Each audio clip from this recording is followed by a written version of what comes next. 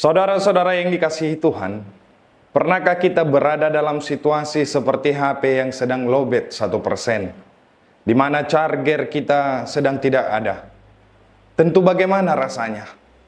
Kita akan mulai merasa gelisah, hidup rasanya gelap, dan kita mulai panik. Bangsa Yehuda di zaman Mika juga kurang lebih merasakan hal yang sama seperti HP yang lowbat tersebut. Tetapi di sini bukan HP yang sedang lowbat yang ingin kita bicarakan, tetapi di mana moral, keadilan, dan pengharapan mereka telah lowbat 1%. Mika pasal 7 ayat 7 hingga ayat 13. Berharap kepada Allah yang menyelamatkan. Di tengah kegelapan Mika berkata, "Tetapi aku ini akan menanti-nanti Tuhan, akan mengarahkan Allah yang menyelamatkan aku." Di ayat yang ke-7. Inilah inti firman Tuhan bagi kita. Berharap kepada Allah yang menyelamatkan. Zaman Mika adalah zaman yang kalau kita ibaratkan seperti berita-berita viral yang bikin kita geleng-geleng kepala saat ini. Di mana ada pemimpin yang tidak jujur. Dia suka ngomong ngawur, tidak dipikir-pikir dahulu. Kadang nilai ekonomi lebih tinggi dari nilai moral dan etika. Pejabat yang senang dengan suap, rakyat yang gampang diadu domba, dan banyak hubungan keluarga yang sedang tidak harmonis saat ini. Ketika bangsa Israel semakin terpuruk di dalam dosa, Tuhan mendatangkan hukuman kepada Yerusalem, di mana Yerusalem akan runtuh, tanah akan kosong. Itu yang kita temukan di ayat yang ke-13. Tetapi Mika, seorang nabi yang penuh iman, tetap berkata di dalam hatinya, "Tetapi aku ini mengharapkan Allah," yang di ayat 7 itu. Itulah bedanya orang percaya, saudara-saudara.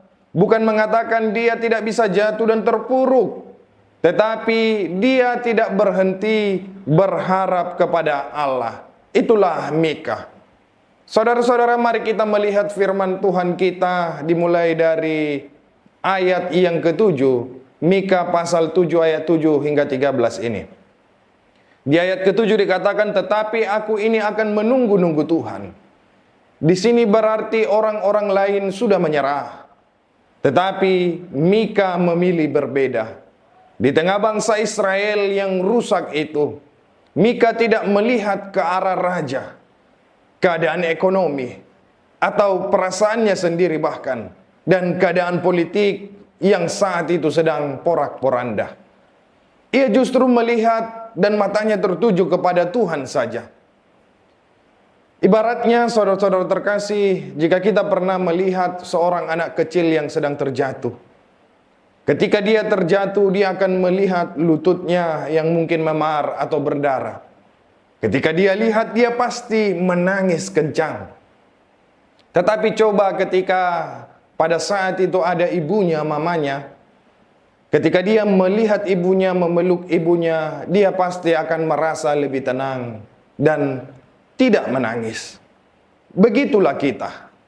Kalau terus-terus melihat masalah, persoalan, kita justru tambah takut, bahkan terpuruk dalam jurang himpitan kehidupan dunia ini. Tetapi kalau kita mengarahkan pandangan kita kepada Tuhan yang menyelamatkan itu, kita akan mendapatkan harapan untuk bangkit kembali, bangkit dari keterpurukan kita, bangkit dari persoalan hidup yang kita hadapi. Yang kedua, ibu bapak, saudara-saudara terkasih, di mana ada harapan yang muncul, maka saat itu juga ada orang yang sedang mengakui dosanya.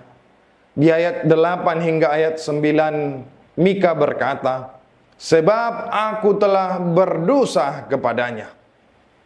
Saudara-saudara, orang yang jujur mengakui dosanya adalah orang yang siap menerima harapan. Itulah yang ingin disampaikan firman Tuhan kita. Sebab harapan sejatinya tidak tumbuh dari kepura-puraan. Ibarat saat kita sedang stres karena pekerjaan, kadang kita lari ke media sosial, bukan kepada Tuhan. Di sana kita curhat, di sana kita tulis status, atau hanya sekedar scroll-scroll tidak jelas di media sosial kita. Saat keluarga kita mungkin sedang ribut, sedang tidak nyaman, kita lebih suka untuk membenarkan diri ketimbang untuk mengakui kesalahan-kesalahan kita. Saat seorang sudah jelas-jelas bersalah, tetapi dia justru lebih asik dalam pembenaran diri sendiri. Tetapi berbeda jadinya ketika kita berkata, "Ya Tuhan, saya sudah salah, pulihkan saya." Di sanalah harapan itu akan muncul untuk mengangkat dan memulihkan setiap pribadi yang hancur dan mau dibangun kembali. Yang ketiga, saudara-saudara terkasih, ketika harapan itu menjadi nyata saat Tuhan sedang bertindak di ayat 10 hingga ayat 13. Mika yakin Tuhan akan membuat terang bersinar kembali di ayat yang ke-9. Yehuda akan dihukum karena dosanya. Tetapi tempat itu tidak akan berakhir dengan kehancuran saja. Ini bukan optimisme kosong. Ini adalah iman kepada Allah yang adil terhadap dosa, yang setia kepada umatnya, dan yang kuat untuk menyelamatkan kita. Ibaratnya, kadang kita sedang di fase loadingnya lama banget. Seperti mau buka aplikasi tapi muter-muter terus. Mungkin itu tadi karena bagaimana hidup ini begitu banyak problem-problem yang kita hadapi. Ketika bencana-bencana silih berganti, khususnya di Pulau Sumatera. Kita sedih melihat media sosial, bagaimana penanganan bencana ini, bagaimana mitigasi bencana yang sangat kurang-kurang dilakukan. Bahkan juga para pemangku-pemangku jabatan sering sekali mengeluarkan kata-kata yang menyakitkan hati. Khususnya buat saudara-saudara kita yang secara langsung merasakan dampak berduka kehilangan orang-orang yang dia sayangi. Tetapi firman ini sedang mengatakan kepada kita, tenang dulu, aku sedang bekerja kepadamu. Kalau kita hanya menunggu jawaban instan terhadap setiap persoalan yang kita hadapi, mungkin kita bisa-bisanya kecewa. Karena kita merasa ini sudah jawaban dari Tuhan, ternyata bukan. Kalau kita tahu siapa yang ingin kita tunggu untuk menjawab dari doa-doa kita, yaitu Allah yang mau menyelamatkan, harapan itu pasti akan menjadi kokoh, akan menjadi bangkit kembali. Maka saudara-saudara, tetaplah setia dalam pengharapan ketika doa belum dijawab. Karena Tuhan bukan lambat, tetapi Tuhan sedang menyiapkan yang terbaik buat saudara-saudara.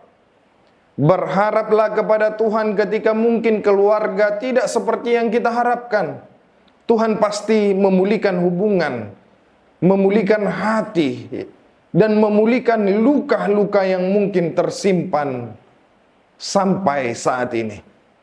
Tetaplah dalam pengharapan walaupun ketika bangsa dan dunia ini terasa semakin gelap.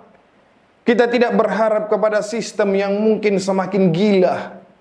Tetapi berharaplah kepada Allah yang mampu menyelamatkan, yang akan memberikan kebijaksanaan bagi Anda untuk melaluinya. Kita mungkin saat ini memiliki banyak alasan untuk menyerah. Tetapi ingat, kita memiliki satu alasan besar untuk tetap setia dan berdiri teguh.